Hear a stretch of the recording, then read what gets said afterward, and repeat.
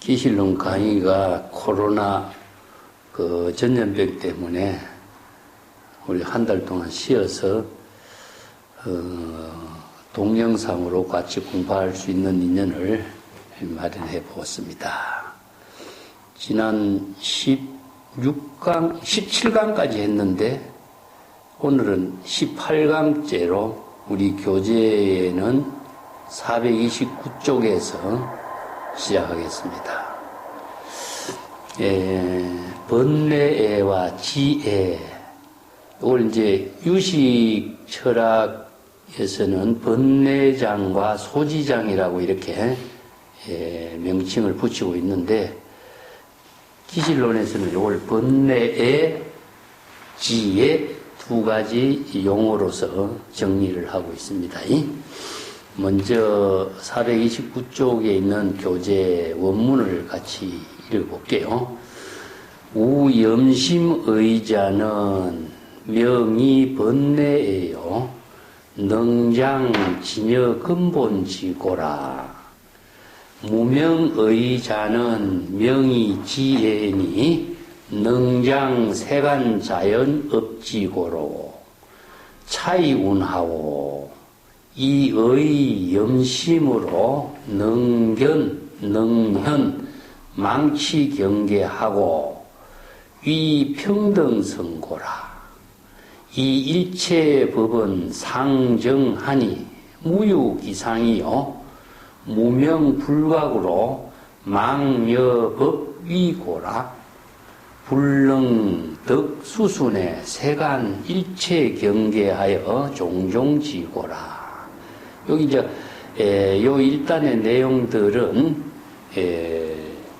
중생이 번뇌망령, 무지무명, 즉 무지무명은 진여본성을 부족하고 있다는 사실을 알지 못한 게 무지고, 진여본성의 지혜를 깨달음으로 이루지 못한 것이 무명이고, 또 진여본성의 지혜로운 자각으로 본분사를 실행하지 못하는 것이 불각의 중생심이 되죠. 그래서 이제 무지, 무명, 불각은 한마디로 진여본심, 진여본성을 부족하고 있으면서도 그걸 알지 못하고 지혜로 이루는 깨달음을 이루지 못한 중생심, 즉 자아의식의 중생심에 따라서 번뇌 망념이 망심이 일어나게 되는 것을 이제 설명하고 있습니다.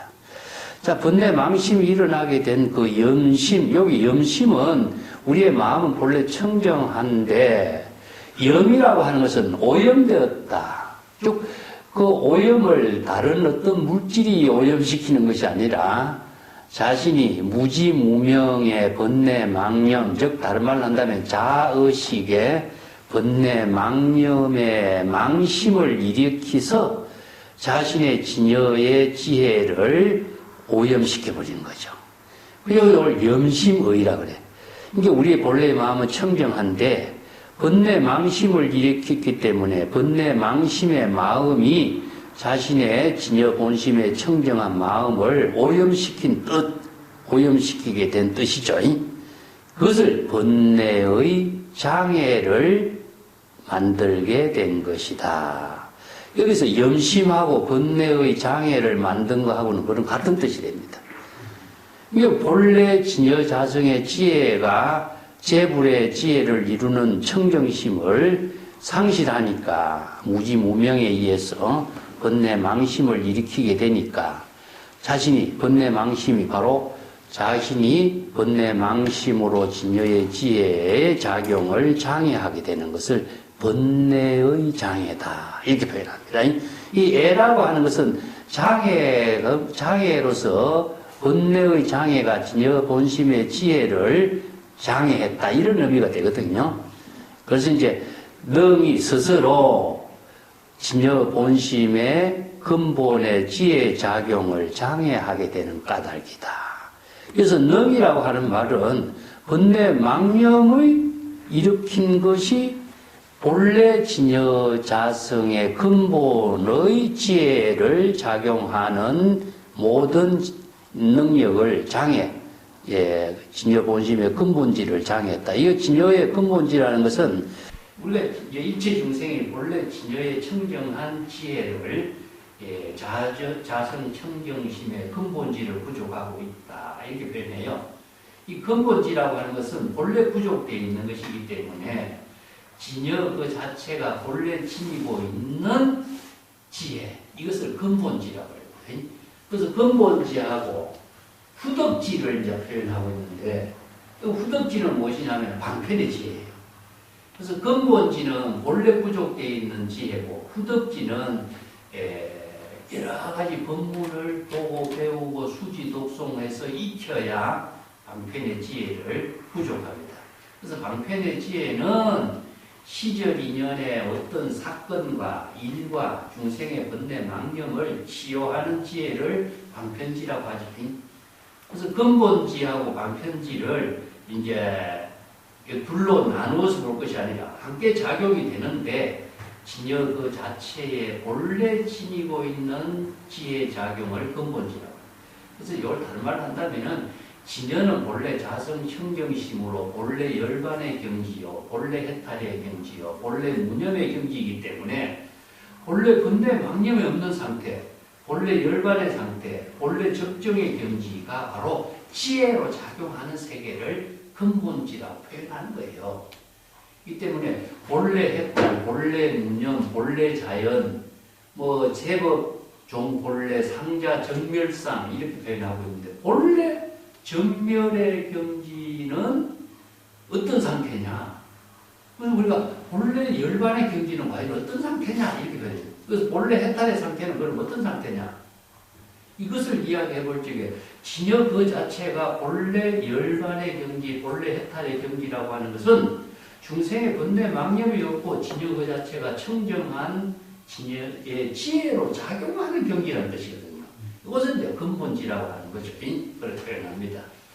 이걸 이제 진여 무념이라고도 표현하고 진여 근본지라고도 이렇게 표현해요. 그런데 진여의 근본지의 작용을 장애하는 것이 무엇이냐? 번뇌 망념이다. 이 번뇌 망념이 왜 일어났느냐? 자기가 자아의식의 중생심으로 번뇌 망념을 일으키니까 진여의 근본지를 장애하는 것인데, 그러면 번뇌 망념은 왜 일어났느냐? 자아의식으로 망념을 일으켜서 진여 본심의 지혜 작용을 실행하지 못하게 하는 무지무명 때문이다. 그래서 근본 무명이라고 그러죠. 그래서 근본 무명에 의해서, 무지무명에 의해서 번뇌 망심이 일어나게 된 것은 번뇌의 장애로 진여의 근본지가 작용하는 것을 장애하게 된 것이다. 이런 뜻입니다. 자, 여기서 이제 번뇌의 장이라고 하는데, 여기 기실론에서는 번뇌의 장애가 일어나는 것을, 유식에서는 번뇌장이라고. 번뇌가 진여의 지혜를 작용하는, 진여의 근본의 지혜가 작용하는 것을 장애하는 것이다. 그러면 번뇌 망념을 구체적으로는 어떻게 일어났느냐 하는 것을 우리가 이제 현대에서 이제 지정의 이 세 가지로 마음작용을 이야기해요. 우리가 이제 마음작용을 지적인 작용, 정의적인 작용이 일어나는 것을 세 가지로 표현하는데, 이것은 이제 심리학자들의 논리적인 사고인데, 여기서 정의라고 하는 것은 감정적인 작용이죠. 감정적인 작용. 그것은 이제 감정적으로 일어나는 번뇌 망념이다. 이런 표현이에요. 그래서 우리가 번뇌 망념, 이 번뇌 망념은 사실상 어떻게 일어나느냐? 감정적으로 대상 경계를 보면서 이지적인 어떤 이성적인 작용이 아니라 감성적으로 일어나는 망념이다. 그래서 아무리 이치적으로 이성적인 판단이 뛰어나고 지혜가 많고 할지라도 감성적으로 먼저 번뇌 망념이 일어난다 이거죠. 이게 바로 이제 습기다. 우리가 모든 대상 경계를 분별하고 좋아하고 탐진치 삼독심이라든가 오용망이라든가 여러 가지 사물을 분별하고 좋아하고 싫어하는 차별 분별심으로 익힌 습기가 감정적인 작용이 먼저 작용하게 된다. 그래서 번뇌가 먼저 일어난다 이거죠. 그래서 이제 이런 번뇌 망념이 일어나지 않도록 할 수가 없는 것이다. 그래서 불교의 수행은 번뇌, 망념이 일어난 것을 자각하고 깨달음으로 전환하게 하는 본래로 되돌아가게 하는 수행이지 번뇌, 망념이 일어나지 않도록 하는 수행은 없어요. 이거는 일어나지 않도록 할 수 없으니까. 예, 그래서 이제 이 번뇌의 장애가 어떻게 일어나는 것을 먼저 알아야 되고 번뇌의 종류가 어떤 것인가, 번뇌의 망념이 신병으로 작용하는 내용을 방편의 지혜를 식교하는 법을 불교의 방편법문으로 쓰라는 거죠. 이것이 이제 번뇌의 장애인데 진여의 근본 지혜를 장애하고 있다 이런 뜻입니다. 두 번째, 무명의라고 하는 게 뭐냐? 그러면 중생이 왜 번뇌 망념이 작용하는가? 이건 무명에 의해서 일어나는데 무지는 진여 본성을 부족하고 있다는 사실을 알지 못해서 진여 본심의 근본지의 작용을 일으키지 못하는 것을 무명이라고 해요. 자, 이것은 궁극적으로 뭐냐? 지혜, 근본지의 장애를 말하는 것이다. 이게 지혜는 진여 근본지를 장애하는 것이죠. 그래서 이제 무지무명이 우리 진여 자성의 청정한 근본지를 장애하게 되었다. 또한 세간의 자연업지를 장애하게 된다. 스스로 이 무지무명이 세간은 무엇이냐? 중생세간이죠. 그렇죠? 중생세간에서 자연업으로서 방편의 지혜를 이루게 하는 모든 지혜를 장애하게 된다. 그래서 무지무명이 작용하면은 중생심의 번뇌 망념의 자아의식의 망념이 작용하기 때문에 근본지뿐만 아니라 방편의 지혜까지도 장애하게 된다. 그래서 자연업이라고 하는 것은요, 본래 의식을 하지 않고 진여 본성의 지혜를 자연이라고 해요. 진여 본성의 지혜가 본분사로 작용하는 일을 자연업이라고 하기 때문에 근본지에 작용하거든요. 그래서 이제 진여 본성의 지혜가 근본적으로 자연스럽게 작용하고 있는 모든 묘욕을 장애하는 것이 무지무명이다. 그래서 궁극적으로 무지무명에 의해서 자아식의 번뇌 망념이 일어나가지고 두 가지 장애를 일으킨다. 자, 무지무명이 번뇌의 장애를 일으키고 지적인 장애를 일으킨다. 근본지의 작용에 모든 장애를 만드는 것이다. 그 유식에서 소시장애인데 지적인 장애는 무엇이냐 하면은 무지무명에 의해서 불지견의 묘용을 장애하는 거예요. 이걸 이제 불지견, 도파견 같은 데를 우리가 불지견이라고 하는데 부처의 지견이나 부처의 지혜라는 것은 부처는 진여 본심의 지혜고 지라고 하는 것은 여겁하게 작용하는 능력을 지라고 하고 견이라고 하는 것은 여실하게 모든 사물을 판단하는 능력이죠. 그렇죠? 그래서 이제 아는 것은 여겁하게 판단해야 뭐가 가냐? 정법과 사법을 판단하는 힘이 나와요. 그래서 여법의 힘은 정법과 사법을 판단하는 힘이 나오기 때문에 정법으로 사법을 판단해서 정법으로 전환시키게 하는 힘이 나오겠죠. 그래서 정법과 사법을 판단하는 힘이 없으면은 부처의 올바른 중생의 병을 진단을 하지 못해. 그것은 이 뭐냐? 중생의 병을 진단하기 위해서는 여법한 부처의 안목이 있어야 된다는 것이. 견은 무엇이냐 하면 여실하게 현실의 중생의 병이 무엇인가를 정확하게 볼 수 있어야 된다. 이 중생의 병을 보고 처방할 수가 있습니다. 그래서 이 문제점이 이제 불교에서는 불지견이라고 해요. 중생의 병을 진단하고 중생의 병을 판단할 수 있는 능력을 갖춘다. 그것이 이제 정법과 사법을 판단하고 거기에 정확하게 바른 지혜를 제시할 수 있는 능력을 부족하지 못한다면 중생의 번뇌 망념에서 항상 세간의 자연업으로 작용하는 지혜를 실행하지 못하고 장애를 받게 된다. 이런 표현이 있죠. 자, 이런 뜻은 무엇이냐? 자, 여기서 염심의 이유와 무명의 의 뜻에 대해서 이 설명한 참된 내용이 무엇이냐? 이 염심에 의거해서 어떤 작용이 일어나느냐. 중생의 번뇌, 무지무명의 번뇌, 망념의 작용에 의해서 능현, 망치 경계하고, 여기 이제, 3세 6추에서는 우리가 능견상, 경계상, 그 3세의 그 미세한 망념이 일어나는 것을 표현했죠. 그죠? 그래서 모든 스스로 대상 경계를 보려고 하고, 대상 경계를 낮추려고 하고, 허망한 대상 경계를 취하려고 하는 이런 그 망념, 무명업식의 망념의 작용이 일어나게 되므로 평등한 진여 본성의 지혜 작용과는 이반하게 된다. 여기서 염심에 의거해서, 즉 무지무명에서 번뇌 망념이 일어나고, 염심이 여기서 번뇌 망념이 일어나고, 또 진여의 근본질을 상실하게 하는 망념이 일어나게 되니까 무명업식으로 작용하는, 무명업식으로 작용함으로 해서 능견, 경계상 일어났죠. 그죠?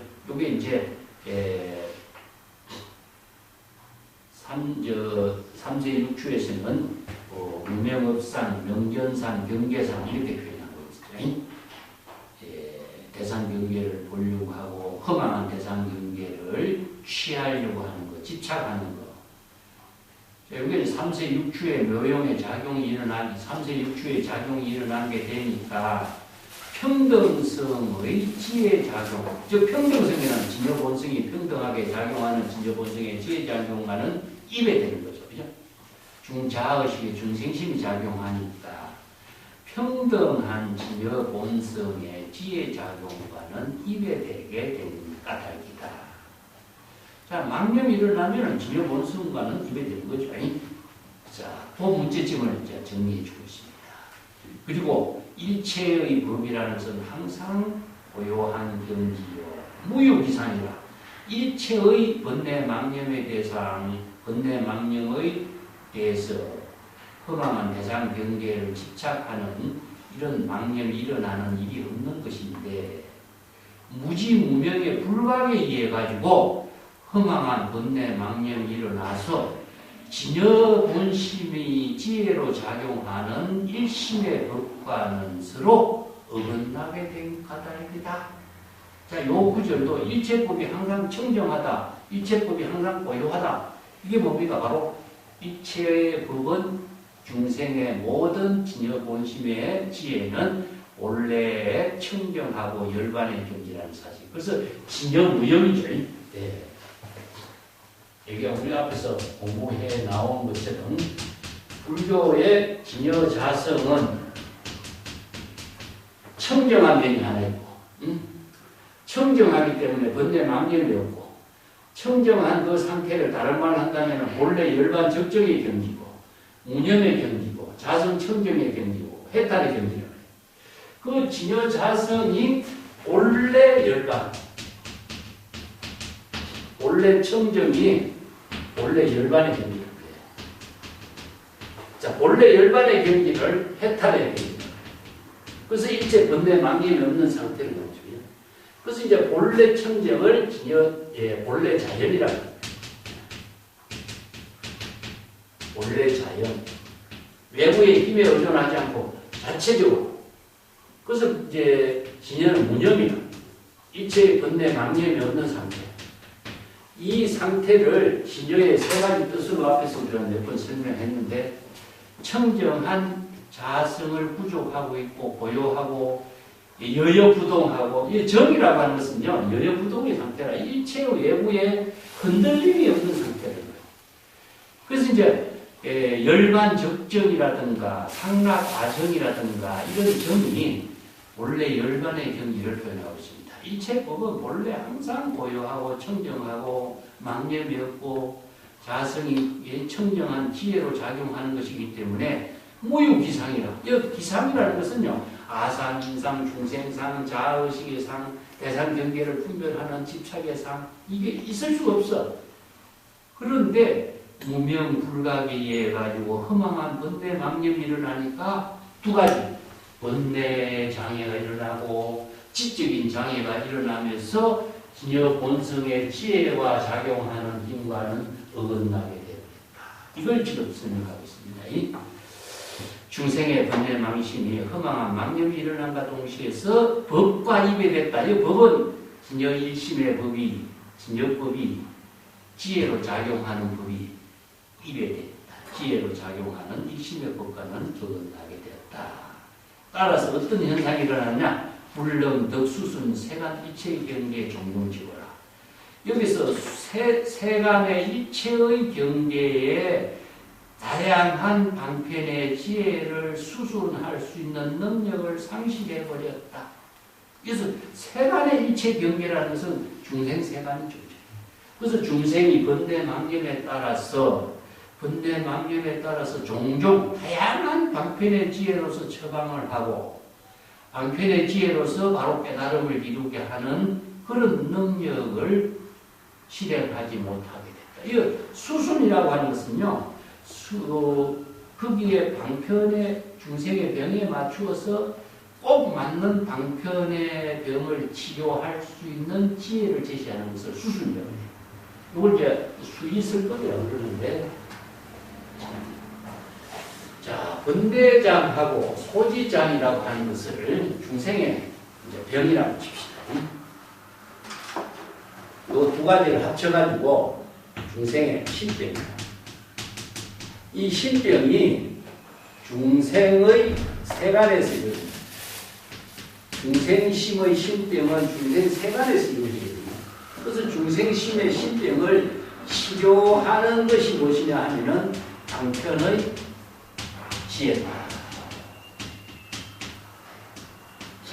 그래서 방편의 지혜로 설법하는 것을 수의 설법이다. 법학에서 수의설법. 또 다른 말로 한다면 수기설법. 자, 여기 수기설법. 중생의 근기에 맞춰서 설법하는 거죠. 여기에서는 뭐라고 했죠? 수순이라고 했죠. 수순. 이걸 이제 합쳐가지고 수순한다. 여기서 수순한다.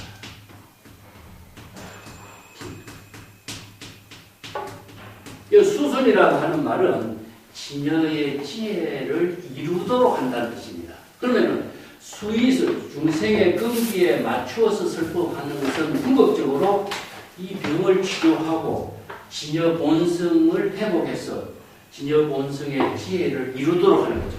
이것은 수순을 수의설법, 수기설법. 이걸 다르게 한다면은 법성계에서 뭐라 그러죠? 불수자성 수연성이다. 그래서 이제 이 법성계에서 설한 법문이 자성을 고수하지 않고 자성이 중생의 모든 병을 치료하면서 자신이 본분사의 묘용을 실행하는 것이 수의설법, 수기설법에 의해서 자기 본분사가 돼요. 자기 본분사에 설법하는 것이 무엇이냐 하면은 수연성입니다. 늘 수연성입니다. 그래서 이걸 다른 말로 합니다. 수연성입니다. 이게 우리 경전이라든가 시절 인연에 따라서 방편의 지혜로 자기 부처의 본분사를 이루어서 수연성인데 이 성은 무엇이냐? 수순을 이루는 본분사를 하게 되니까 진여 본성을 회복해서 재불의 경전. 자, 다른 말 한다면 이게 열의 설법입니다. 그래서 열의 설법 그 자체가 바로 수순, 진여를 회복한 해탈의 경지를. 이 법화경에서 이게 약조 비유품 같은 것도 열애가 설법한 것은 일상일미요. 이 말이 옛날에는 보통 열애가 설법한 것이 어떻게 한 모습이요, 한 맛일까 이렇게 했는데 이것을 바로 해탈상이라고 한다. 기실로는 공부를 해보면은 법계의 일상이요. 진여는 법계의 일상이요. 이것은 법계와 진여의 지혜가 작용하는 것이 법계와 하나 된 경지가 법계의 일상이 되잖아. 그러면 법계의 일상이 되는 경지는 어떻게 이루어지겠어요? 열애가 설법할 때 법계일상이 되는 거야. 그래서 중생의 병을 치료하는 방편법문을 설할 때 열애 설법이 되고, 열애 설법이 바로 진여가 법계일상이 되고, 열애 설법의 경지가 바로 해탈상이 되고 열반상이 되고, 이게 열의 설법이 바로 제군의 출세인과 동시에 해탈 열반의 경지가 되고 설법이 되고 수기설법, 수연설법이 되고 불수자성, 수연설이 되는 거예요.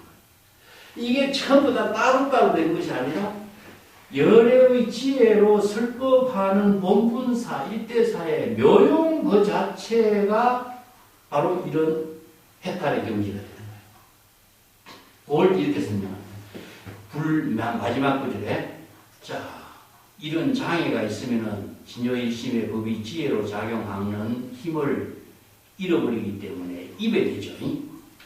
그러면은 세간 이체의 모든 경계, 중생 차별의 경계에서 다양한 방편의 지혜로서 수순, 설법할 수 있는 능력을 실행할 수 없는.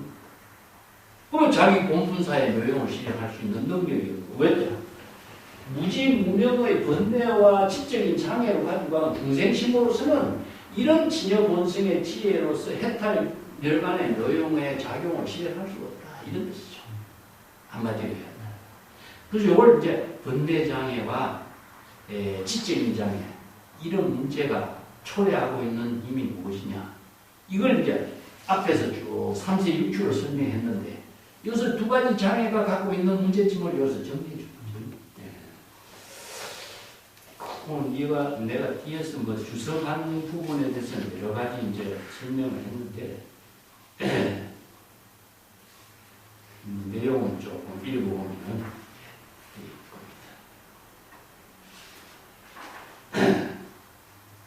자, 우선 주의해야 될 구절이 436페이지입니다.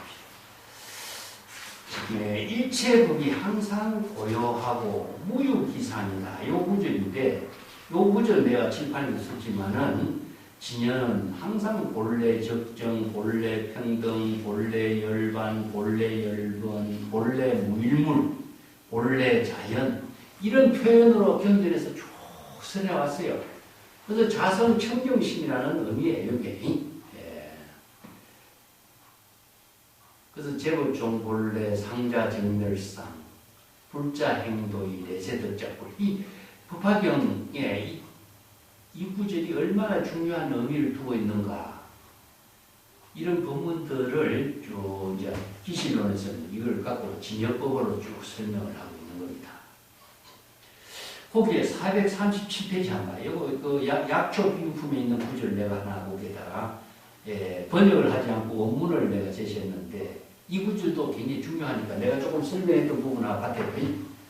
열애는 지시일상이요 일미지법이라. 열애는 바로 법계일상이라는 사실이요 일미의 법으로, 일미의 법이라는 것은 일미가 바닷물 일미죠. 해수일미니까. 이건 뭐냐? 불의의 경지. 불의의 경지의 법문을 깨달아 하는 것이죠. 그래서 열애가 이런 경지를 이루는 것을 이름하여 해탈상이라고 하고, 일체의 모든 아상인상을 여인경지라고 하고, 일체의 생멸상을 여인경지라고 하고, 이런 경지를 구경열반이라고 하고, 항상 고요 열반의 적정의 열반의 경지라고 하고, 궁극적으로 일체의 개공의 경지로 되돌아가는 사실을 말한다. 그게 뭐죠? 본래 무인물. 그러니까 공이라는 것은 중생의 일체 번뇌만님이 다 비워진 본래 청정한 세계를 공이라고 해요. 그래서 불교는 공의 법문을 통해서 진여 본성을 회복하고, 불공의 묘용으로 독립주의 자체가 여법하게 지혜로 작용하는 일을, 방편의 지혜로 본문사를 실행하는 일을 바로 제불의 설법이라고 해요. 그래서 이 약초 비유품의 이 구절을 내가 이 번역을 다음에는 해석을 해야 될 것 같죠. 이 중요한 얘기. 여기서 열애가 일상이라는 것은 법계일상입니다. 법계일상. 그 기실론에 있는 구절들을 내가 중요한 내용들을 이렇게 주석을 달아놨으니까 참조해서 같이 공부하는데 이해를 하시면 될 겁니다. 이런 본문들이 뭐 건강경 같은 데는 열연한 일체법과 여여하게 지혜로 작용할 것이다. 이게 뭡니까? 바로 일체법과 여여하다는 것 자체가 법계 일상의 경지요. 제법 실상이 부기의 묘용으로 작용하는 경지요. 그러니까 중생은 차별상이지만은 결의 재불의 지혜는 법계와 하나 된 경지에서 여여하게 본분사의 묘용을 실행하고 있다. 이런 표현이죠. 그리고 439페이지에 불능, 수순, 세간, 일체 경계의 종종지고요. 요 구절도 내가 앞에 설명한 것처럼 수의설법, 수기설법, 불수자성, 수연성으로 시절인연의 방편의 지혜로 자기 본분사의 묘용을 실행하는 것.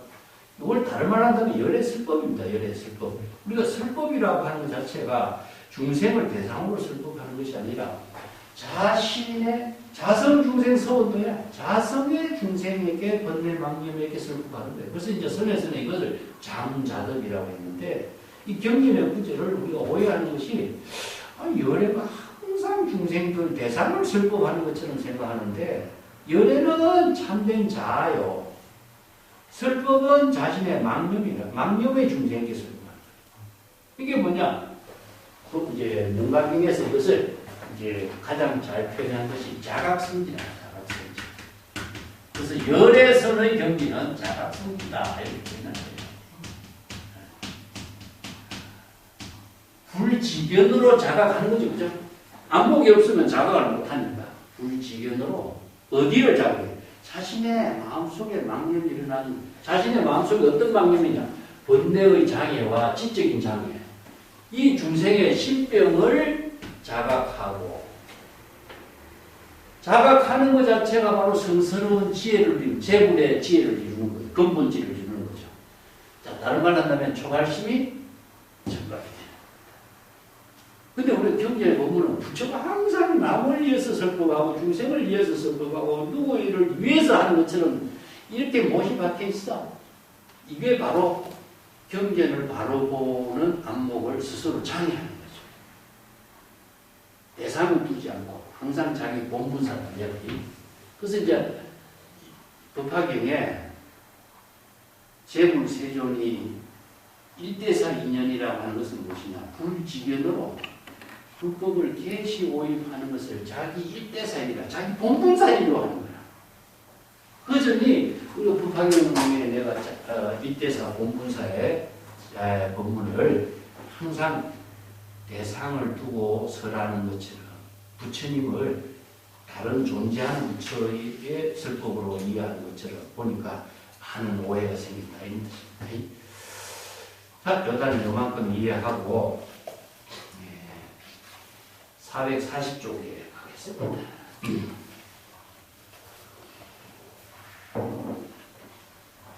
중생심의 생멸상에 이제 3세 6추로서는 거친 번뇌 망념하고 미세한 번뇌 망념을 설명했는데 이걸 종합하고 있어요. 자, 그걸 한번 봅시다. 부차 분별 생멸상자는 유이종하니 운한이요 이자는 추요 여신 상고요 이자는 세인이 여신 불상고라. 여기에서 이제 분별심으로 생멸상이 일어나게 되는 것에는 두 가지 종류로서 설명해 볼 수 있다. 이 분별심으로 중생이 자아의식으로 대상 경계를 차별하고 분별하는 망심이 일어나지만 이게 생멸상이야. 그래서 생멸은 번뇌망념이 일어나고 번뇌망념이 일어난 것이 소멸하는 것을 생멸이라고 생사심이라고 하죠.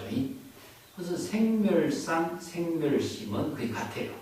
우리가 생사윤회 이 말도 생로병사라는 말에도 망념이 일어나는 것을 표현하는 것이지 육체적으로 태어나고 죽는 것을 표현하는 것입니다. 이게 원래 이제 잘못 오해해버린 거죠.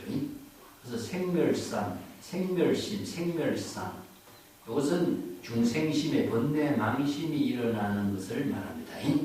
그래서 중생심의 번뇌 망심이 일어나고 소멸하는 생멸심, 생멸상의 상태는 어떤 것이냐? 두 가지로 설명해 보자.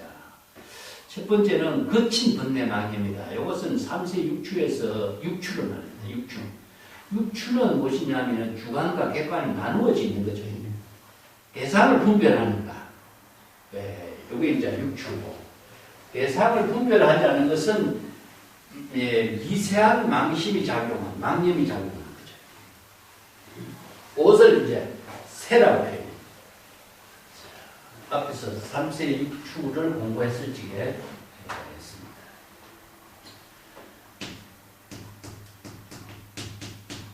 추는 주객,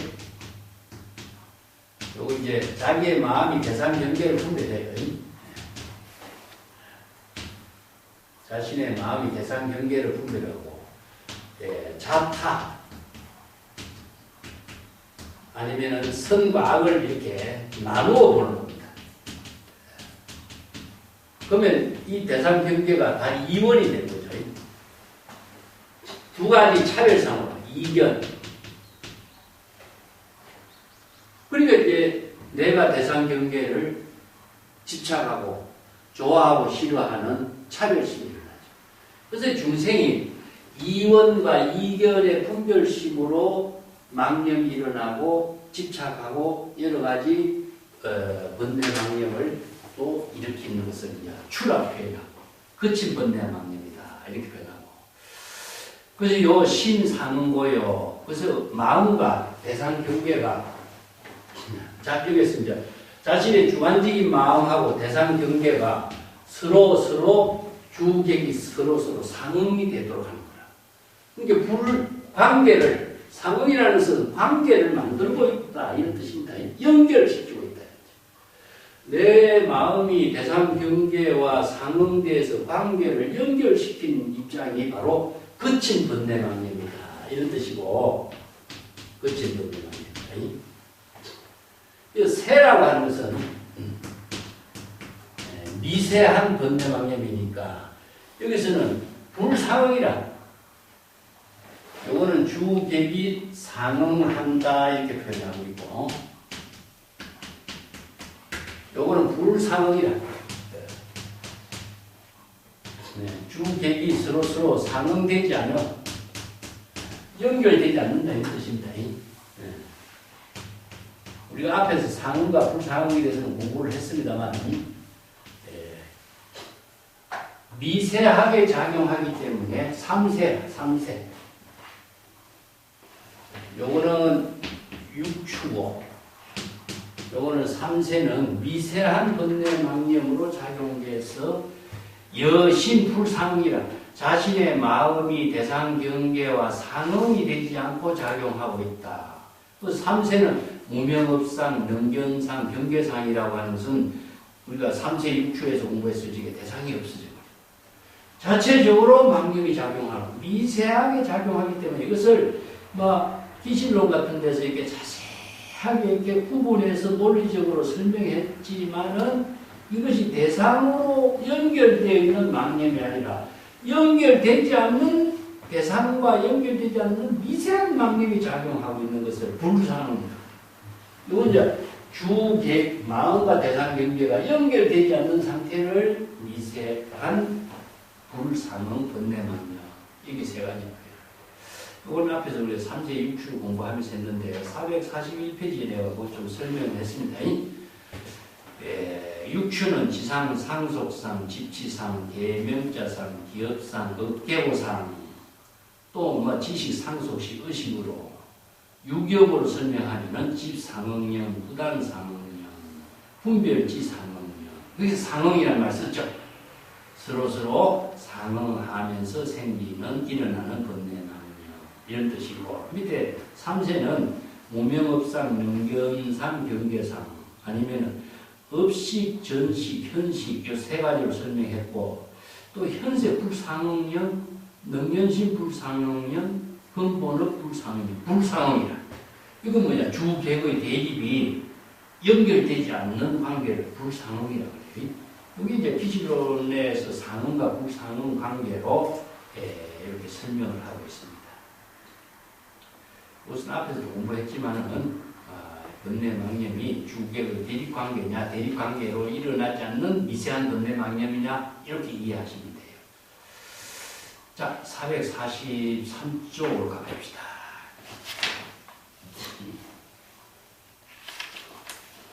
이렇게 거친 번뇌망념하고 미세한 번뇌망념을 가지고 불교의 수행체계를 갖고 이렇게 정리를 해주고 있어요. 그것이 이제 443쪽에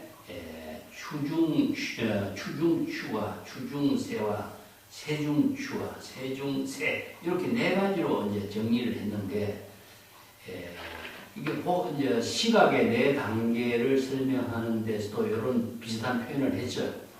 이걸 한번 봅시다. 추중지추는 범부의 경계예요. 여기 추중체는 주의 마음과 대상 경계를 연결해서 집착하고 분별하고 집착하는 이런 거친 번뇌망념을 갖고 있는 사람들은 누구냐? 범부의 세계다. 범부의 경계다. 이걸 추중체라고 해요. 범부의 경계. 이 범부 중생은 자기 마음대로 대상 경계에 대해서 분별하고 차별하고 집착하고 애착하고 좋아하는 것을 취하고 싫은 것을 버린다 이 말이죠. 이게 거친 번뇌망념을 일으키는 것이 바로 범부의 망념의 세계다. 이런 표현이고. 추중지세요. 내 세중지추예요. 이거는 추한 번뇌, 거친 번뇌망념 가운데도 또 미세하게 작용하는 망념. 미세한 번뇌망념 가운데서도 약간 거친 번뇌망념을 일으키는 것은 보살의 경계다. 자, 보살은 무엇이냐 하면 보살은 우리가 뭐라 했습니까? 각유정이라고 했지. 각유정. 범부는 완전히 깨달음의 묘용, 깨달음이라고 하는 자각의 힘이 전혀 없는 것이 범부고, 이게 범부입니다. 범부는 무지무명으로 얕은 번뇌망념만 일으켜. 그렇기 때문에 자각이라는 것을 할 수가 없어. 그럼 보살은 뭐입니까? 보살은 각유정이다. 이렇게 표현하죠. 깨달음을 이루기도 하고 유정이기도 하다 됩니다. 그래서 보살은 수행자인데 수행을 하는 입장은 어떤 것을 수행해서 깨닫고 깨닫지 못한 입장에서는 또 범부라. 그래서 범부는 우리가 유정이라고 해요.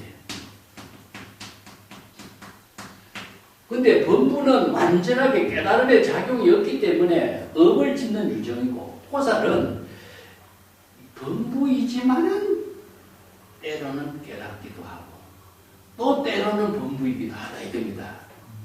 그렇기 때문에 번뇌망념으로 집착하기도 하고 깨달아서 또 자각하기도 하고 이런 지혜를 구족하는 수행의 경지다. 이걸 보살의 경지라고 하죠. 그럼 부처는 무엇입니까? 바로 이체 번뇌망념을 대상 경계로 두지 않는 깨달음의 세계로 이루어졌다. 이게 제불의 경계라. 이게 세중지세요. 이게 미세한 번뇌망념 가운데 미세한 번뇌망념의 대상 경계를 두지 않기 때문에 부처는 어떻습니까? 본문사가 되는 거죠. 그래서 불경계라. 이제 원래 이제 추세를 가지고 범부의 경계와 보살의 경계와 부처의 경계로 세 가지로 구분해서 깨달음의 경계를 이렇게 정리한 거죠. 이 세 가지가 거친 번뇌망념으로 대상 경계를 분별하고 집착하는 것은 범부의 경계예요. 거친 번뇌망념 가운데 세 깨달음을 이루고 깨달음을 이루는 가운데도 거친 번뇌망념으로 집착하는 중생이 되는 경지는 무엇이냐? 바로 보살의 경계다. 요걸 그렇게 표현했어요. 그죠? 번뇌망념 가운데 깨달음을 이루기도 하고 깨닫는 가운데 또한 번뇌망념을 일으키기도 해요. 그래서 이걸 각 보살의 경계. 보살의 경계는 각유정이다. 번뇌망념을 깨달을 때는 부처의 지혜를 이루기도 한데 또 뜻하지 않게 깨닫지 못해서 중생으로 살고 있는 모습으로 왔다 갔다 하는 거죠. 그래서 우리가 보통 수행자를 다 보살이라고 합니다. 그것은 이제 보살의 경계다. 그러면 세중세는 불경계인데 그렇다면 우리가 현실적으로 보살의 경계와 불경계를 어떻게 나누느냐? 문제가 경전에서 아까 열의 설법이라고 했죠. 자, 이런 문제가 있습니다. 자, 이걸 한번 우리가 공부하면서 짚고 넘어갑시다. 우리가 기실론이라든가 이런 논서라든가 경전에서 설하는 법문들을 전부 다 이제는 대상으로 이론적으로 공부하는 차원에서 머물지 말고 내 자신이 반주하면서 자기가 사유하면서 그 세계를 함께 만들어가는 힘을 나 갖춰야 된다. 범부, 보살, 부처의 세 가지를 우리가 이야기합니다. 자, 범부는 전부 다 이거 뭐 업을 지니까 각 의정이라고 했습니다. 깨달음을 이루기도 하고 범부 중생으로 살기도 하고. 그 깨달음을 이룰 적에는 바로 뭡니까? 부처죠, 그죠? 깨달음을 이루면 부처잖아요. 그러면 깨달음을 이루지 못할 때는 이 범부예요. 그래서 부처와 범부를 보살은 다 함께 칭을 주고 있는데요. 자, 이것은 이제 신, 불, 중생, 시삼무차별이요. 내가 자주 언급했죠. 그래서 이 진여일심은 부처의 마음이나 중생의 마음이나 이 세 가지는 차별이 없어. 근데 왜 부처와 중생과 보살로 나누었죠? 그러면은 마음은 차별이 없는데 부처와 중생과 보살로 나눈 것은 뭘까요? 부처의 마음, 중생의 마음, 보살의 마음. 본래의 마음은 같은데 세 가지가 왜 다르냐? 현실에 있어서 마음 작용이 나누어진 거죠. 그래서 이제 보살은 우리가 현실적으로 일체의 범부의 마음이나 중생의 마음은 다 같습니다. 같지만은 범부는 마음 작용을 깨달음으로 만들어서 본래의 마음을 회복하는 능력이 없는 거예요. 보살은 원력과 발심 수행에서 본래의 깨달음의 마음을 이루어서 중생의 망념에서 벗어나는 수행자의 본분을 실천하는 힘이 있고, 부처는 본래의 마음 그대로 여여하게 자기 본분사의 삶을 사는 능력을 갖추었다. 이런 표현이겠죠. 자, 그렇다면은 이 보살과 부처의 관계를 한번 정리해 봅시다. 본분은 어쩔 수 없다. 보살이 깨달음을 이룬 힘하고 부처가 본분사로 살 수 있는 힘은 과연 어디에 있을까? 예? 예. 불법을 부족한 불지견이죠. 그죠? 예. 불법의 대의를 깨달아서 불지견을 부족해야만이 보살은 깨달음을 이루기도 하고, 또 잠시 깨달음을 이루지 못할 때는 범부가 되는 거죠. 그러니까 보살은 아직까지 불지견으로서 방편의 지혜로 본분사의 묘용을 실행할 수 있는 능력이 완전히 갖추지 않았다는 수행자의 입장이고, 부처는 어떻습니까? 불지견으로 방편의 지혜로서 본분사의 삶을 살 수 있는 능력을 부족했다는 차이. 그 차이겠죠. 그래서 이제 재물은 수없이 많은 방편의 지혜로 본분사회를 실행하는 능력인데, 이어서 방편의 지혜를 부족했다 하는 입장은 구체적으로 어떻게 실행될까 하는 문제가 나오겠죠. 방편의 지혜로서 불지견과 방편의 지혜는 이걸 본분사, 일대사 이렇게 표현해요. 시적 이념의 일대사, 본분사로 실행되는 것은 방편의 지혜로 본분사를 실행한다라고 하는 자체는 근거적으로 설법이다. 설법할 때 방편의 지혜가 작용되고, 설법할 때 본분사가 되고, 그것은 재불이 재불세존이 불지견을 구족해서 일체 중생들에게 불지견을 구족하도록 방편의 지혜로서 불법을 계시, 오입, 설법하는 것을 1대4 인연으로 재불이 출세했다. 그럽니다. 그럼 재불이 출세했다라고 하는 것은 방편의 지혜로 설법할 때 출세하는 거예요. 설법하지 않을 때는 어떻게 해요? 재불이 출세가 아닌 거예요. 그래서 대성불교 경전은 전부 다 재불이 설법하는 그 방편의 지혜로 설법하는 재불의 출세의 법문, 그걸 대성경전을 기록합니다. 그래서 대성불교 경전은 방편 법문을 기록합니다. 그래서 이제 보살과 부처의 입장을 우리가 경전에서 설하고 있는 이 부처가 항상 그런 경지로서 이야기하지만 부처는 설법하는 이열 본분사로 실행할 때 부처가 출세하는 겁니다. 네.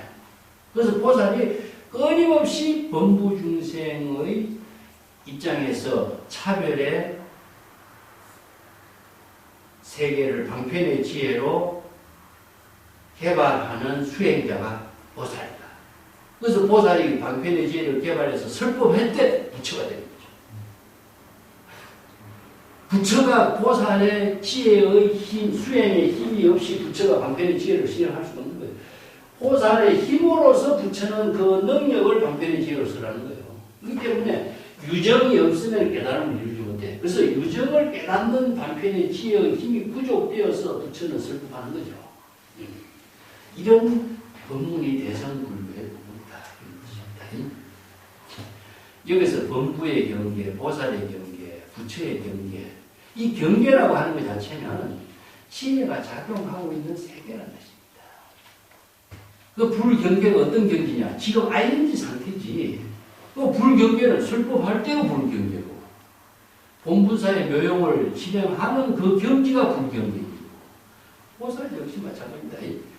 보살이 바로 각 유정 깨달음을 이루고 또 망념의 깨달음을 또 이루고 하는 그 끊임없이 수행하는 육바라밀의 수행과 정진하는 그 묘용에 실행하는 자를 보살이라고.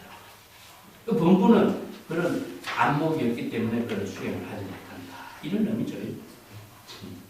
자, 이 세 가지로 설명을 했습니다. 자, 한 번 더 볼게요. 생멸 인연을 보겠습니다.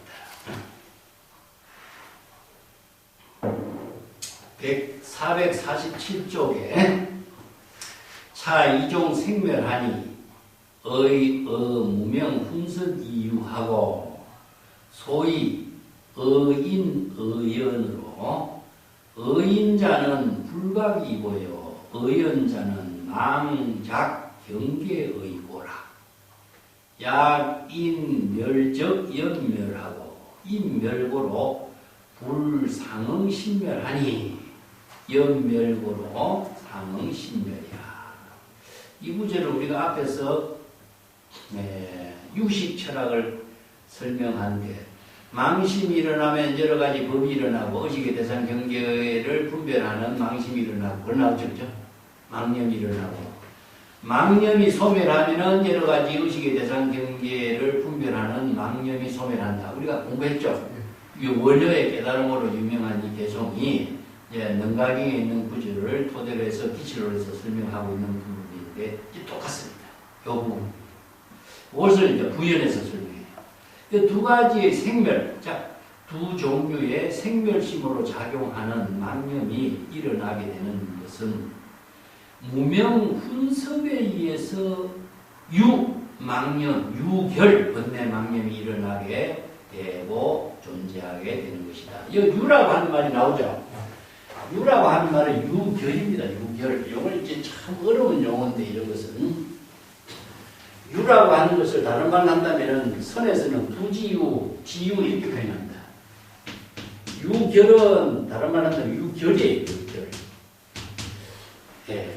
의식의 대상 경계에 망념이 맺혀 있는 거예요. 한마디로. 예, 자기가 대상 경계를 분별하는 대상 경계가 좋다, 나쁘다. 좋다 하면 어떻게 되죠? 집착하게 되죠. 나쁘다 해도 없애려고 하죠.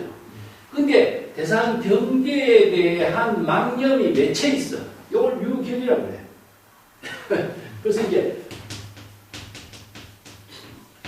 자의식으로 의식의 대상 경계다.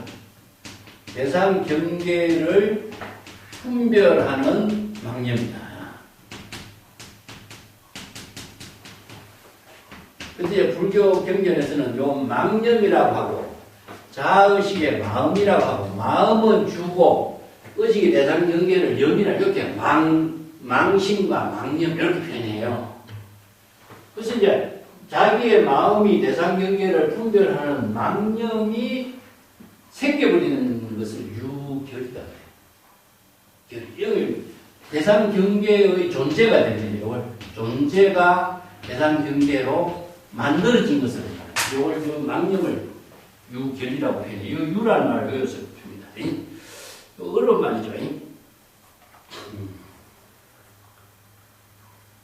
자, 그래서 이 두 가지 생사 망념이 일어나게 되는 것은 중생이 진여 본심, 진여 본성을 알지 못한 무지와 무명, 분석, 무지와 무명의 작용에 의해서 분석이라는 것은 무지와 무명의 힘입니다. 이게 무지와 무명의 어떤 힘, 업의 힘의 그 습기가 작용하기 때문에 대상 경계를 분별하는 망념이 존재하게 되는 것이다. 그래서 훈습한 힘에 의해서 망념이 존재하는 것이다. 이런 뜻입니다. 그것을 소위 말하자면은 의인과 의연이다. 인이라고 하는 것은 무엇이죠? 바로 원인이죠. 원인. 연이라고 하는 것은 그 원인을 존재하게 하는 반영된 인연을 연결해 주는 거죠. 그래서 인연관계를 여기서 나누어서 번뇌 망념이 바로 원인이고 대상 경계를 분별하는 망념이 만들어진 것은 인연이 되겠죠. 그래서 의인과 의인이 일어나게 되는 것인데 의인이라고 하는 것은 불각의 뜻이다. 이게 뭐냐? 왜 불각이죠? 뭘 불각했습니까? 바로 무지무명에서 진여 본심을 깨닫지 못했기 때문에 불각이 일어났죠. 그 불각이라는 것은 바로 불각 중생심이다. 그래서 이제 진여 본심을 깨닫지 못한, 진여 본심을 깨닫지 못한 뜻이요. 이런 뜻입니다. 그 원인은 무엇이냐? 진여 본심을 깨닫지 못한 중생심의 망념이에요. 이런 뜻이에요. 그 의연이라고 하는 것은 뭐냐? 대상 경계도 존재하지 않는데 자신이 만들어낸 허망한 하나와 같이 실체도 없는 허망한 망념의 대상 경계를 만들어낸 것을 의연이라고 합니다. 자, 망념이 만들어낸 허망한 대상 경계를 의연이라고 한다. 이런 뜻입니다. 무지무명의 불각의 중생의 망심이 만들어낸 허망한 대상 경계를 망념의 대상 경계를 여기서는 의연이라고 했다. 그래서 만약에 무명이 망심이 소멸한 즉 망념은 소멸한 것이고, 자, 망심이 소멸한 건 대상 경계와 상응되는 망심도 소멸되고, 대상 경계를 소멸하게 되면은 대상 경계와 상응하는 망심도 역시 소멸되는 것이다. 이걸 다른 말로 한다면은 무엇이죠? 신생적 경종법세. 우리가 유식 철학에서 공부하는 겁니다.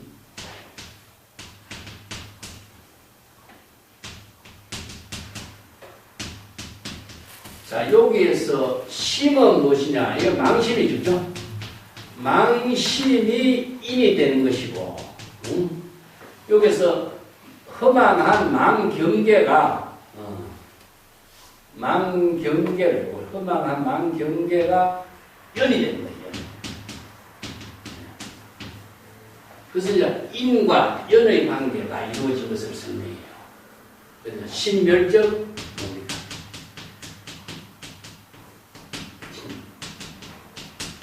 종종 분리고 이렇게 이제 앞에서 공부했죠, 그죠? 그래서 생멸인연상이 이렇게 이루어진다. 이것을 갖고 생멸법이라고 합니다. 생멸인연상. 생멸인연이 나오죠, 그죠? 이 생멸인연은 망심이 일어나고 망심이 소멸하는 것을 말하는 것이지. 그래서 망심이 어떻게 일어나느냐? 중생의 무지무명이다.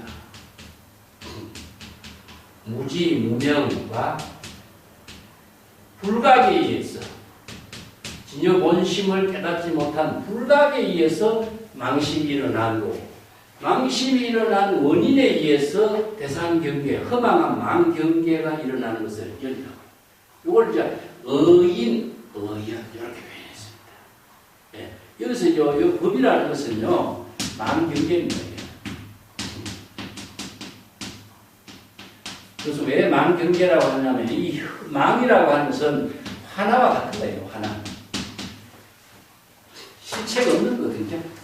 망상으로 만들어낸 경계이기 때문에 허망한 망경계라고 해요. 그래서 이제 이체유의법이 영몽환포형이라고 하는 것도 자기 망심이 만들어내는 허망한 화나와 같은 망경계를 이체유의법이라고 해요. 그래서 유의법은 영몽환포 실체가 없이 화나와 같고 그림자와 같은 물거품과 같고 실체가 없다. 허공의 꽃과 같다. 근데 중생은 어떻습니까? 자기가 마음으로 생각하고 있는 허망한 대상경계가 실체가 있다고 생각하거든. 그러니까 그게 집착하고 분별하고 그것을 얻으려고 하고 구하려고 하고. 그게 뭐냐? 세간의 명예와 욕망이다. 자, 그 세간에 존재하지도 않고 실체도 없는 허망한 명예와 욕망을 추구하다 보니까 궁극적으로 뭘 잃어버리느냐?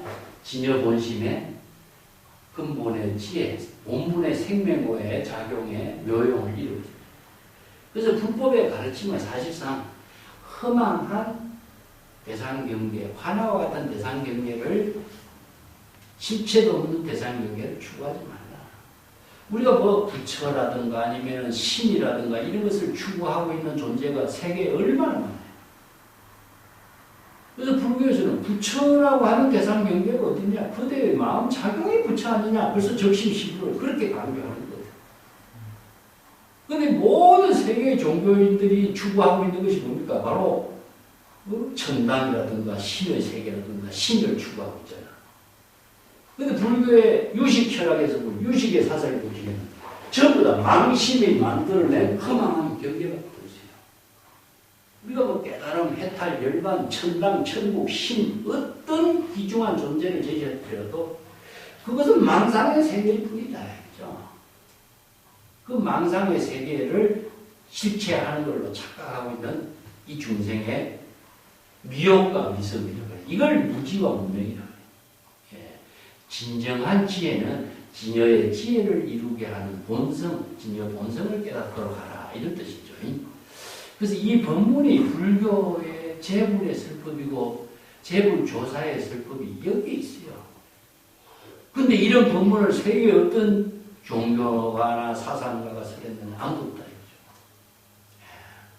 근데 노장자도 비슷한 말을 하긴 했지만은 자연이라는 말로 무의자연이라는 말로 비슷한 말을 했지만은 그 말이 장자의 주장이고 주장자의 말로서 제시됐기 때문에 객관성을 이런 점들이 이제 불교 사상하고 경전의 법문하고의 여러 가지 좀 다른 점이라고 할 수 있죠.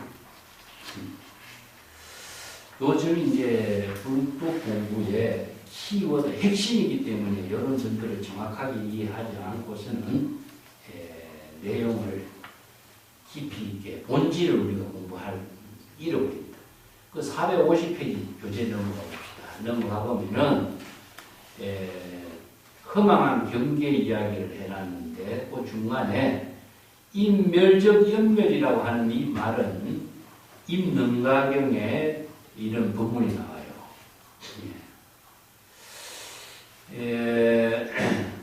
대해여 망명의 상속이 소멸한다는 것은 상속하는 원인이 소멸하는 것이며 상속하는 망념이 소멸하는 것이다.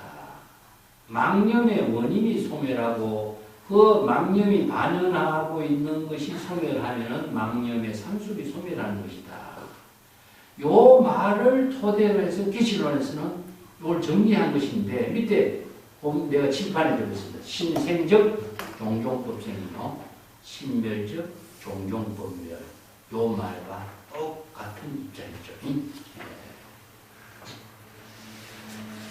이런 부분들이 이제 기실론이 이제 우리가 신법을 바르게 이해하고 신법을 바르게 깨달아서 진여일심의 지혜를 이루게 하는 능력을 부족하게 하는 법을 설하다 보니까 이렇게 어려운 법문을 설해놓은 겁니다. 누구 말에 무조건 따라라, 누구 말을 무조건 믿으라 하면은 얼마나 쉽겠어요. 쉽지만 그것이 근본적인 해결이 되는 것은 아무도 없는 거거든요.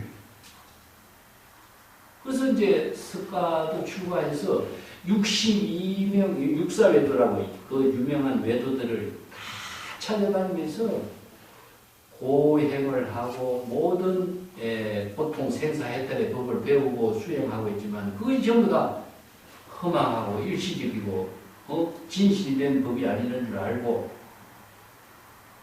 본인이 직접 진실의 법을 사유하면서 깨달은 것이 연기법이라는 말이야. 그래서 이 법이라는 것은 누구에 의해서 만들어진 법이 아니다. 이게 우리가 불법에서 앞에서 수없이 공부했지만 이 진여법은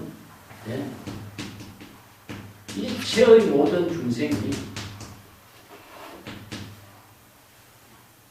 진여가 지혜로 작용하는 이 법은 일체의 모든 존재가 진여가 생명의 근원을 진여라고 했으니까 이걸 열이라고 했죠.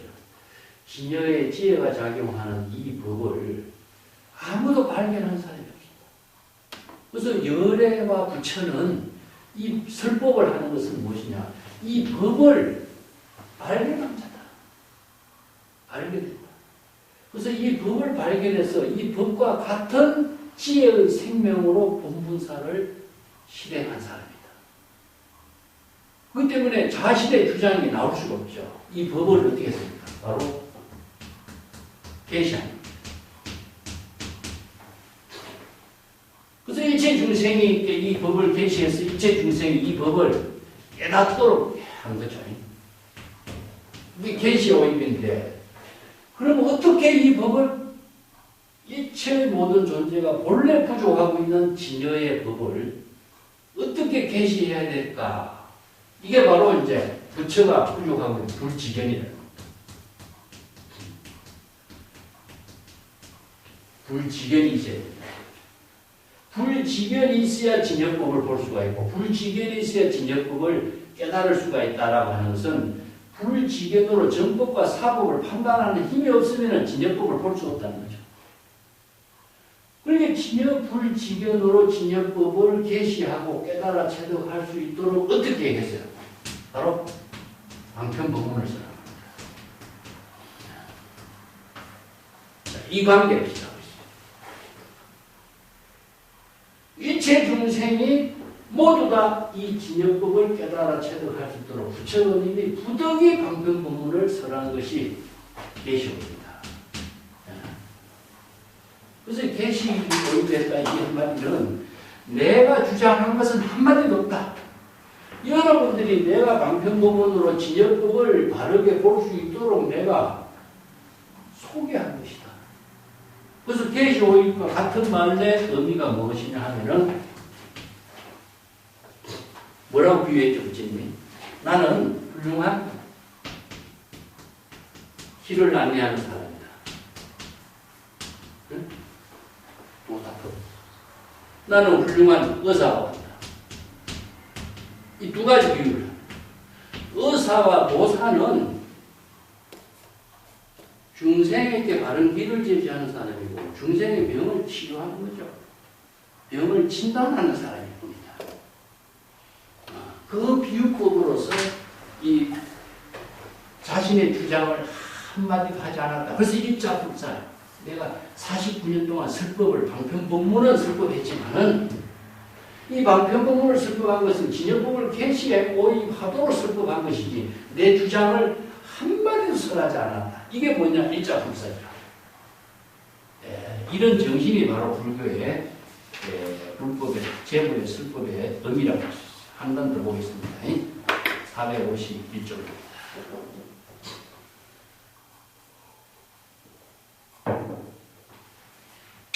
문화 약 신멸자는 문화 상속하고 약 상속자는 문화 설 구경멸이고. 자, 이 어떤 질문을 던지느냐 하면 이게 이제 논자가 많은 그 내용을 더욱더 많은 사람들이 의문점이 제시될 점이라는 것을 자기가 문제점을 질문하고 대답하는 형식이죠. 논서의 의미입니다. 만약에 망심이 소멸된다라고 하는 것은 망심이 소멸된다고 했는데 근데 어떻게 망심이 상속된다고 망심이 계속 끊어지지 않고 상속된다고 이야기하는가? 그리고 망심이 상속되어서 이어진다면 어떻게 구경에 망심을 소멸시킬 수가 있다고 설하는 것이냐? 이 두 가지 문제죠. 망심이 일어나면 망심이 어떻게 소멸되느냐? 그래서 망심이 소멸되지 않고 계속 상속되면서 또 다른 업을 만들어내고 생사윤회의 업장을 만들어낸다면 궁극적으로 이 망심을 어떻게 소멸시키게 되느냐? 이 문제점을 이제 제시합니다. 그에 대한 대답으로 소멸자는 유심상멸이요 비신체멸이로다. 여풍의수이 유동상이나 약수멸자 즉 풍상단절하니 무속의지철학 이수불멸이요 풍상상속이로다. 유풍멸고로 동상수멸하고 비시수멸이니 무명역이라. 의신체이동이니 약신체멸 즉 중생단절하고 무소의지하리니 신체불멸이요 신덕상속이라. 유치멸고로 신상수멸하고 비신지멸이라.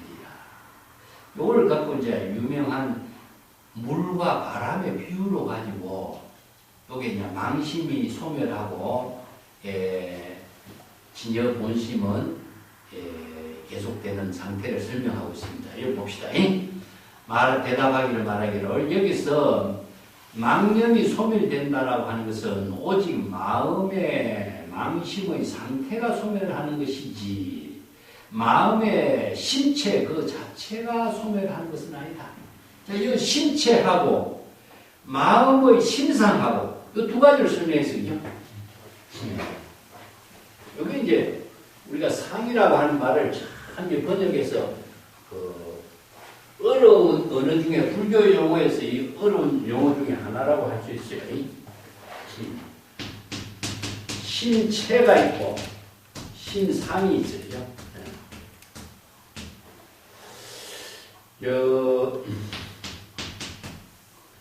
신체는 여기 근본을 신상은 무엇이냐 하면은 망심으로 일어난 여러 가지 그 상태를 말해요. 망심의 상태다. 이렇게 표현합니다. 이 상이라고 하는 것은 특성도 되지만 여기서는 모양, 형태, 상태 뭐 여러 가지 표현인데 여기서는 모양이라고 말해도 안 되고 망심의 모양이 어떻게 있나요? 망심이 일어난 상태 이렇게 보여요. 망심이 드러난 상태가 뭐냐? 우리가 보통 아상, 인상, 중생상 이런 말 쓰죠, 그죠? 아상이라는 것이 뭐겠어요?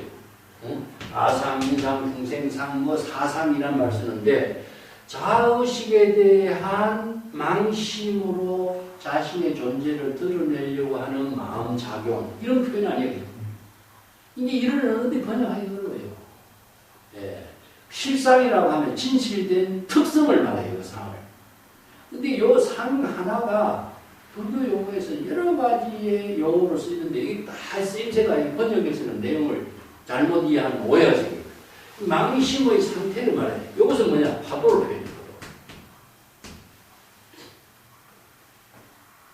아니, 참 바람이지.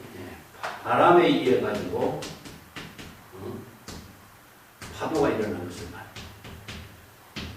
바람과 파도. 이건 뭡니까? 물이 말이에요.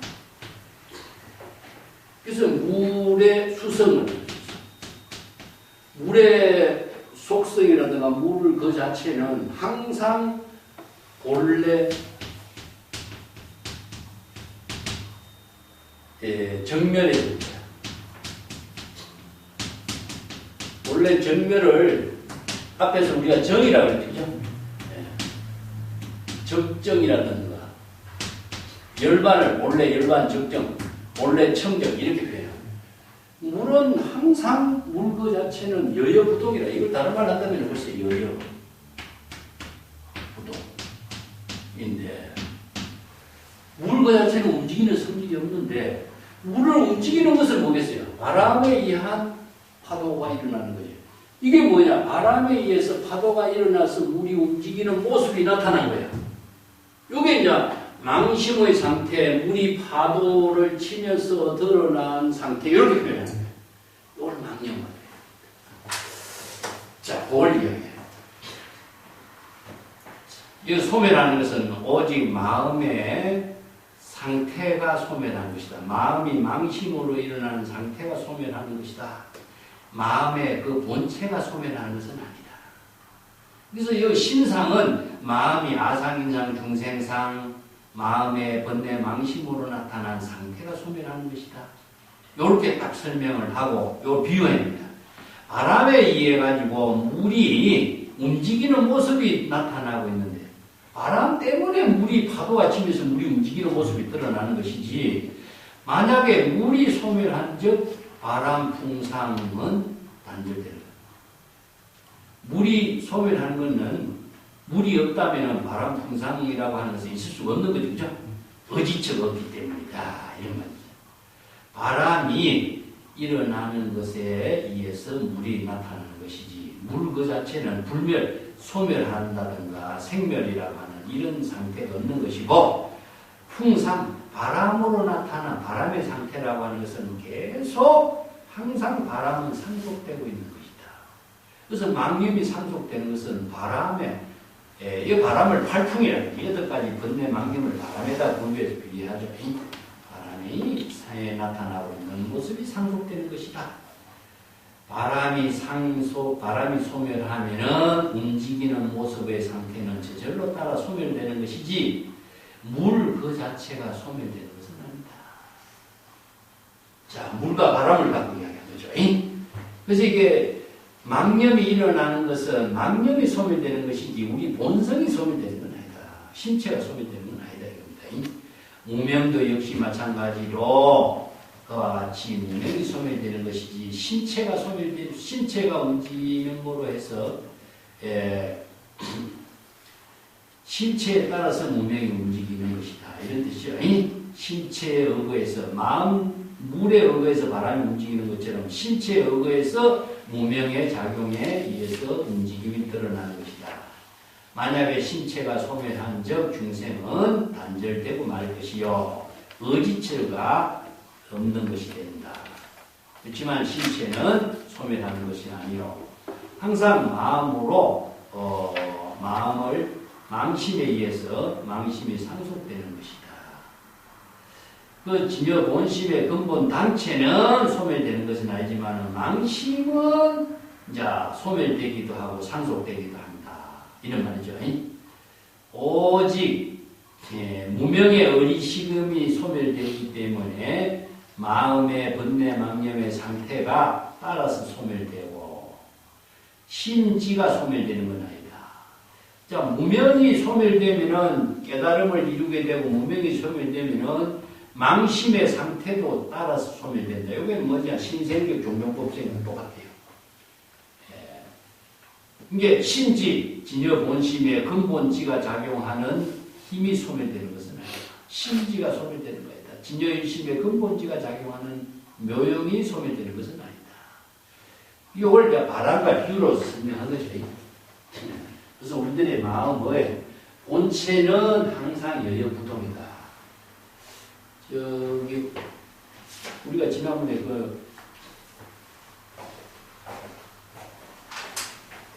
서산집에 갔을 적에 이런 개송이 하나 있었죠.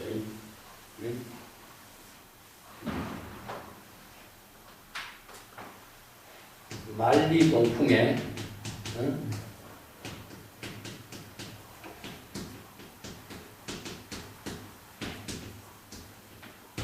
산부동이요.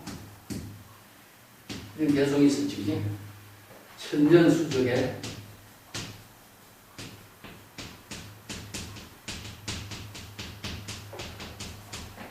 해물이 아니다. 이렇게 표현해요. 현 개성 좋은 개성이지. 만리에서 불어오는 만리 내풍이가 만리 내풍이지.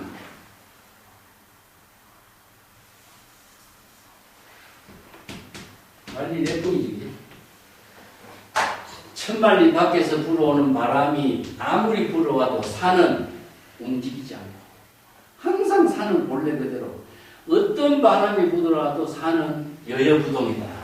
그래서 이걸 이제 여여부동을 우리가 마음, 신체가 표현합니다. 신체는 여여부동이다.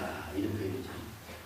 천년, 아무리 옛날 오래부터 물이 흘러내려와서 쌓이고 바닷물이 쌓이고 오다도 그 바닷물은 무량무변이지만은 그 무량무변이라고 하는 그 바닷물 그 자체는 무엇이냐? 바로 지혜입니다. 그래서 이제 우리의 마음은 본래 여여부동이요. 지혜는 바다와 같이 무량무변인 것이다. 그래서 이제 해조음이란 말 쓰죠. 파도가 끊임없이 파도를 치는 것 자체가 정화작용이다. 자체 정화작용이다.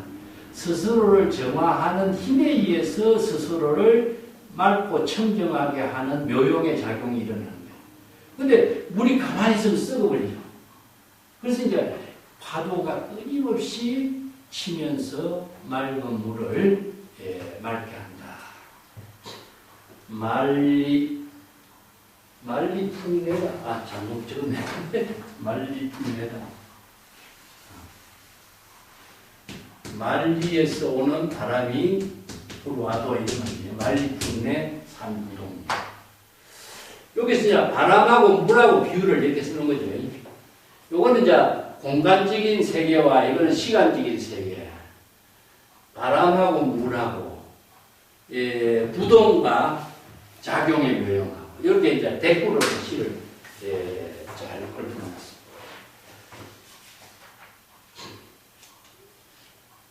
오늘은 여기까지 하고 다음 시간에는 훈서대에 대해서 이제 공부하도록 하고 오늘은 이만 하도록 하겠습니다.